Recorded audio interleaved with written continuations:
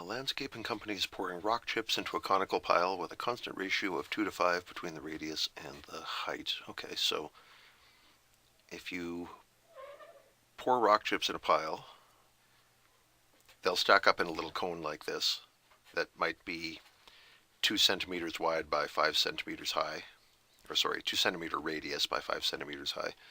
And if you persist in doing this, you'll end up with a bigger cone, and you'll get cones of ever increasing size as you keep pouring more rock chips.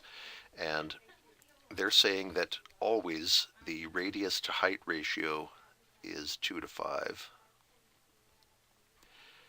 which means the radius is always 2/5 as big as the height, or the radius is always 0.4 of the height. That's good to know. It's going to allow us to get rid of a variable, which is something we like to do. Now, what else do they tell us here? The volume of the rock chips. All right, so we know cone and we know volume. That's enough to get a formula down. The volume of a cone is 1/3 pi r squared h. And if we differentiate it, we get dV equals, you know what, I shouldn't have started that yet because we still have two variables. I'd have to do product rule, and the point of doing this was to get rid of one of our variables, so let's get on with that. Everywhere this formula contains r, we're going to put 0.4h instead. So volume equals 1/3 pi.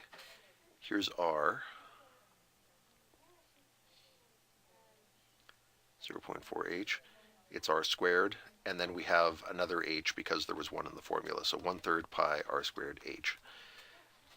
If we do that square, we get 1/3 pi times 0.16 h squared, and then times another h. So when this all cleans up,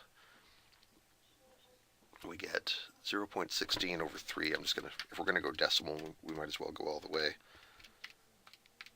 0.16 divided by 3 is 0.05. That's not a very nice number, but oh well. Okay, now we've got just v and h. If we differentiate this, we get dv equals 3 times that number. And look at that, we get 0.16 back again.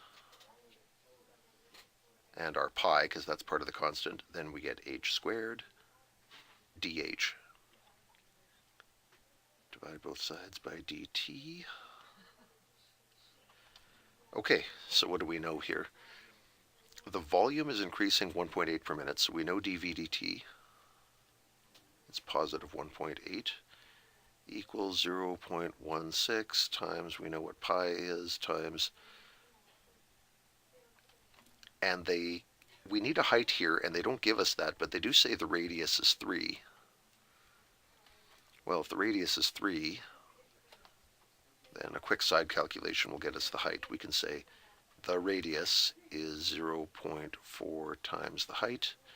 Divide both sides by 0.4, and you get the height must be 7.5 meters.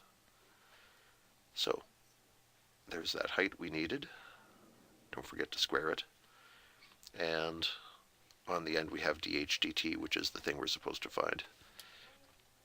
So 1.8 on the calculator, divided by 0.16, divided by pi, divided by 7.5 squared.